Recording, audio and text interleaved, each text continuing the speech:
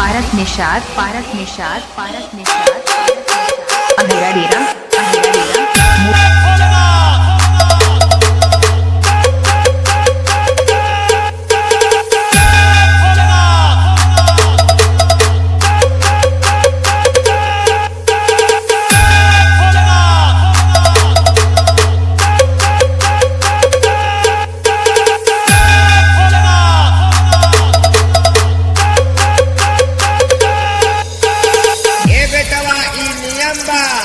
अब बिना हेलमेट के पेट्रोल नहीं मिला। तय चाहे जितना बेस गिराई ले, तोरे बेस से मोर रोवा नहीं हिला।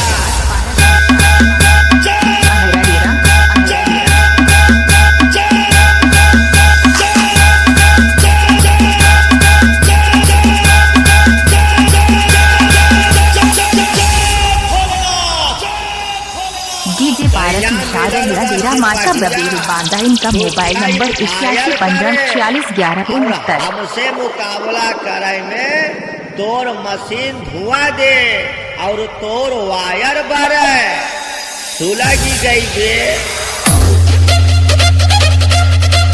डीजे पारक निषाद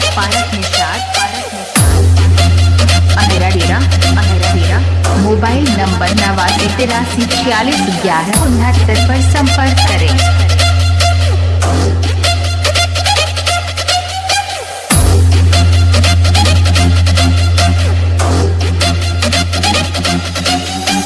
ए बेटा, हम तो का गन्ना के रस और मौसम्बी के जूस पियाए के छोड़ा।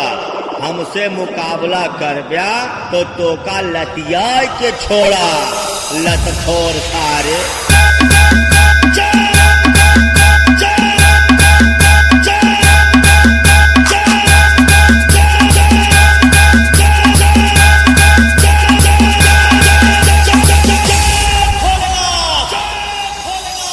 ये बेटवा आँखी से आंधर रहा और नाम नयन सुख रखे से काम ना चले।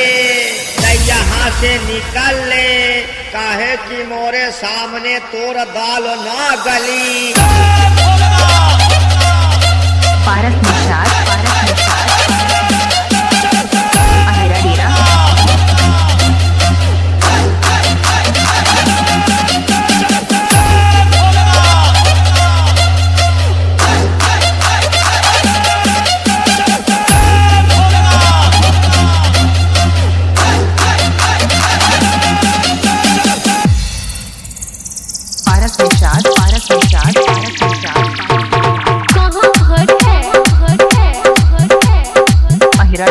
अहिरा डेरा माता के पास